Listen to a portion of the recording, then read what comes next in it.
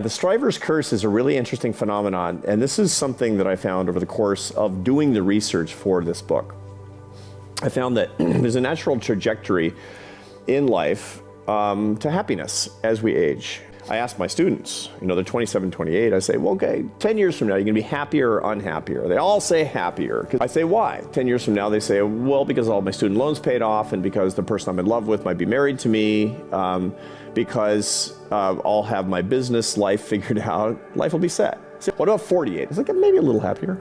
Maybe a little happier, huh? I say, what about 78? They're like, I don't want that. And I say, why not? And they say, because it doesn't sound like it's fun to be old. Okay, let's look at the data. And I have data on hundreds of thousands of people from almost any country that you want. These are not data that I gathered, but rather from two British economists named Andrew Oswald and David Blanchflower. And they look at people from India and China and sub-Saharan Africa and Australia and all over Europe, United States, South America, every place you can imagine.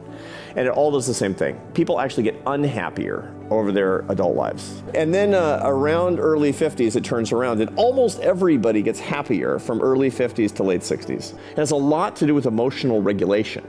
We all have the same basic negative emotions in response to outside stimuli. You get angry or sad or disgusted or afraid or whatever it is. But when you get older, the consolation of age is that you know that you're going to get over it very quickly because of a neurological process called homeostasis, where we always go back to our baseline. And when you're young, you think, I'm going to be heartbroken forever because somebody broke up with me. When you're older, somebody offends you or rejects you, it's like, yeah, I feel terrible right now, but I'm pretty sure that in a week I'm going to feel better, so I'm going to get a head start on feeling good right now. That's a great thing about being 57 compared to when I was 27, for sure.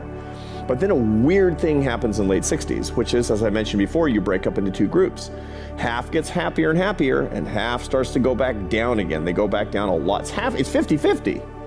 So who are the people who go up and the people who go down? According to the way we normally understand the world, if you're successful early on, you're going to be on the upper branch. Bank it. The more successful you are early in your life, the more likely you are to be on the lower branch later. Why? Because what goes up must come down.